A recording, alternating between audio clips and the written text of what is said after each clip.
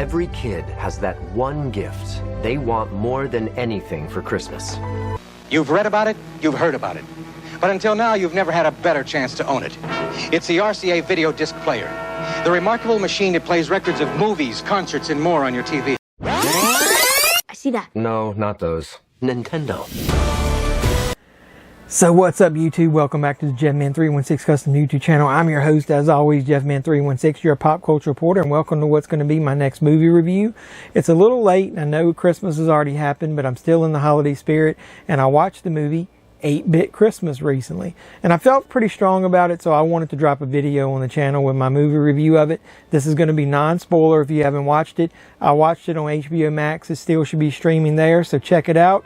So before we get into the review, do me a favor, like the video, comment down below, subscribe to the channel, do all the normal YouTube stuff, and then please hit the little notification bell, especially if you're a subscriber, and you'll be the first to know when I post new videos, movie reviews, toy reviews, anything pop culture related. That's what we do here. So let me get into my review of 8-Bit Christmas for you. What are we waiting for? Ho, ho, ho. Let's go.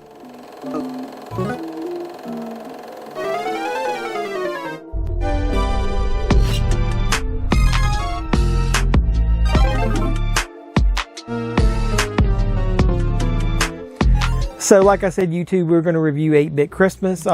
If you didn't understand the joke I was trying to make in the intro, give it a little bit of time. Deeper into this review, I'll give a better explanation. But until then, let's just get into the normal bits of the, pun intended, bits of the review. So 8-Bit Christmas stars Neil Patrick Harris, Steve Zahn, June Diane Raphael, and a host of kid actors that I've never actually seen before in films. No disrespect to any of them, and hopefully their careers will possibly springboard off of this movie, so maybe we'll see them again soon in films. So I went into 8-Bit Christmas with an extremely high set of expectations. Maybe I set them too high, but after seeing the trailer, I was super anxious to see this movie, so check out my trailer reaction video first if you want to. Maybe you'll understand my point of view more. I'm a child of the 70s and 80s, so the original Atari 2600 and that Nintendo Entertainment System, those were the two systems that I played for a bulk of my childhood. I was hoping that hook would give me the ultimate Christmas movie for my generation, like A Christmas Story has done for so many people in the past. I was also hoping to add another great movie to my annual Christmas movie rotation, which currently includes, you know, classics like National Lampoon's Christmas Vacation, Home Alone, sometimes Home Alone 2, Elf, Jingle All the Way, and wait for it, the best action Christmas movie of all time. That's right, Die Hard. Yeah, I said Die Hard. We can fight about that one later if you want, but I'm going to keep it on my list. Well, after watching 8-Bit Christmas, like I said, it's been a week or so ago, I will say that this is sadly not going to go into my regular holiday rotation. While it was a very enjoyable film, there just wasn't much memorable to make it a holiday mainstay in the JeffMan316 Customs household, that is. That's not to say that this movie isn't a very entertaining film. It was. There's definitely some very nostalgic moments there, and I did find myself chuckling a few times out loud. The main problem with the movie, though, is after watching it, I just don't really remember much about it, other than that main plot point of he wants to get an NES system, and his parents don't want him to have one. There really weren't any true, what I would call iconic moments, like a lot of those other classic movies that I mentioned. The few things that I do remember as I sit here trying to think about it were things not even related to the NES, like the main kid almost losing his retainer in the fight to try to find it, his sister wanting a certain type of Cabbage Patch doll, and then that RCA Selectavision video disc player. Say what? Wait, what? What is the RCA Selectavision video disc player, you might ask? Well, I referenced it in the opening, so if you don't know, I'll give you a few bits about it. In that entertainment center that they had near the Nintendo, you're going to see another cool electronic device from that era, the RCA Selectavision video disc player. This was the predecessor to the VCR in many ways, especially in my household as I grew up. My dad and I spent a lot of time together going out searching for those movies, renting them, and coming home and watching those discs. When I say discs, they're really big records. Let me show you one that I kept for sentimental reasons. Obviously, you probably know the one I kept. It's Jaws. As it says, it's an RCA video disc, and it looks basically like a record album. And I'm not going to get into it since this is a review for 8-bit, but I thought this is a really cool way to show you how nostalgic I wanted this movie to be for me. So after noticing that player in the trailer, it made me even more excited for the level of nostalgia that this film was possibly going to have. I figured the creators, if they went to that extent to include all that kind of other cool nostalgic stuff, this definitely was a film for me. And maybe that's why I was so disappointed then after watching the film. It just doesn't dive deep enough into that nostalgia. I don't even think that they even mentioned that disc player anyway. Boo, hiss. The movie just kind of feels like a quick and easy update of the plot from A Christmas Story. Just take the BB gun away and replace the video game system. I can see how that would make many from my generation like this film. Many people might have even been trying to just buy a PlayStation 5 for their children over the last year or so that might hook you into it. Sold out in 20 minutes. It's ugly. One woman punched her grandma right in the throat. Same family, too.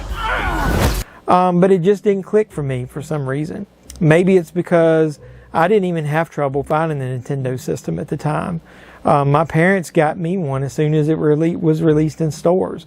And they were by no means rich, and they didn't really at the time understand video games and what it could do, and I don't remember hearing about studies about them. I did have issues finding certain games though. Certain games are really popular once the system came out, like Mike Tyson's Punch-Out! This was my favorite game at the time, and this one was extremely popular and hard to find for me. So we drove locally all over the stores the weekend this came out, and I finally found one. So I kind of understood what he was going through, just not about the system. So with all that being said, I do want to let you know there are some positives about the film, and I'm going to let you know about a few that I liked. The acting from the entire young cast was great. They were really believable in their roles, and the dialogue seemed true. The film looked visually great. It felt like it was representing the era properly. The writers did add some good details from the time period, like the disappointment they experienced when they sought out and got the elusive Power Glove for the Nintendo system, and then ultimately hated it because, you know, to tell the truth, it was a piece of garbage. They also did try to sprinkle in some good 80s tunes into the mix, but sometimes even that fell flat for me, because I realized that most of them were not the original songs. They were just covers of the songs. So a little bit more disappointment there for me. The wraparound story was good though. Neil Patrick Harris's daughter wanted a cell phone, and then he was trying to use this story of him as a kid trying to get the NES to teach her a lesson. So that was good. And then the end of it was very heartwarming, a little sad, and it was a nice way to wrap up this particular story, so I'll give them credit for that too. But there just wasn't enough of those iconic moments, like I said, strung together to make me want to recommend this for annual Christmas viewings, for me or for you. It is a great one-time watch. It's really enjoyable, and most of the masses are going to enjoy it. But to a pop culture reporter like me, who is expecting so much more, especially with the higher level of nostalgia that I wanted, it's just going to get a rating of no, not hot garbage. Meh, right in the middle. So sorry, 8-Bit Christmas, you're not going to get into my regular annual rotation of holiday movies. So what did you think of 8-Bit Christmas? Was the level of nostalgia good enough for you to make it worth your while? Will you try to enjoy this more in the future? Maybe add it each year to your annual viewings? That is, if you can get it, because it's only streaming right now. No physical release. Boo, hiss. Hopefully you'll be able to watch it again next year. Do all that normal YouTube stuff like I asked at the beginning. Like, comment, subscribe, share, all that normal stuff. Then hit the notification bell on your way out the door, and you'll know when I post new videos. Anything pop culture related, that's what we do here. Movie reviews, movie hunts, toy reviews. Maybe talk about stuff nostalgia like this. Maybe I'll do a video disc and let you guys review of that Jaws and let you know about that. Unfortunately, I don't have a player.